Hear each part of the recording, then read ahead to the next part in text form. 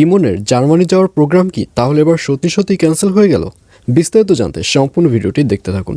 আসসালামু আলাইকুম প্রিয় দর্শক, সবার কি অবস্থা? হাজির হয়ে গেলাম দীপ্ত টিভির নিবেদিত ভালোবাসার আলো আঁধার নাটকের 211তম পর্বে কী সব ঘটতে চলছে তার অগ্রিম খবর নিয়ে।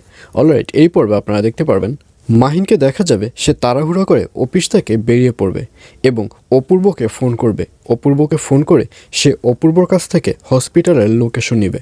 লোকেশন নিয়ে মাহিনকে দেখা যাবে সে তাড়াতাড়ি সেই হসপিটালে চলে যাবে এবং সেখানে দেখবে নন্দিনী মন খারাপ করে বসে আছে এবং তাকে দেখে মাহিনকে দেখা যাবে সে নন্দিনীর কাছে সরি বলবে। মাহিন বলবে, আসলে আমি এগুলো কিছুই বুঝতে পারিনি, আমি ভেবেছি তুমি হয়তো অপূর্বর সাথে ঘুরতে বেরিয়েছো, এর জন্যই আমি তোমাকে আজে বাজে কথা বলেছিলাম। মাহিন এই ধরনের কথা যখন নন্দিনীর সাথে বলতে থাকবে ঠিক তখনই ওখানে ডক্টর সাহেব চলে আসবে। ডক্টর সাহেব এসে বলবে, কী ব্যাপার, আপনারা এখনও কি রক্ত জোগাড় করতে পারেননি?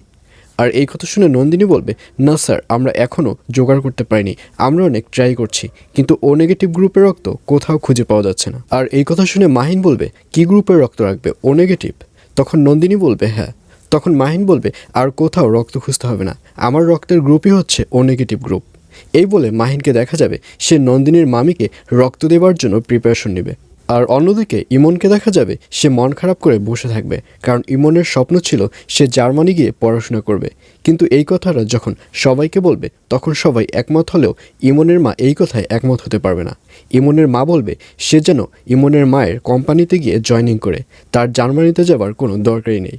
আর এই কথা শুনে ইমন তার বাবা এবং বড় ভাইয়ের কাছে রিকোয়েস্ট করবে। ইমন বলবে, আচ্ছা তোমরা কিছু বলো, তোমরা আমাকে একটু বুঝিয়ে বলো যেন আমাকে জার্মানি যাবার জন্য তারা অনুমতি দেয়।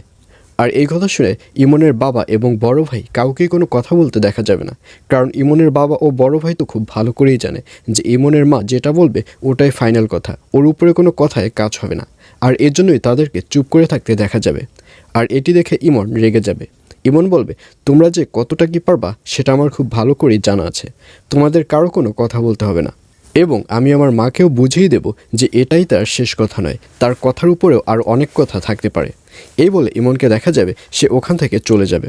আর এছাড়াও থাকবার আশ্চর্য সকল ঘটনা। সুতরাং সবাইকে ভালোবাসার আলো আঁধার নাটকের আগামী পর্ব দেখার আমন্ত্রণ রইল।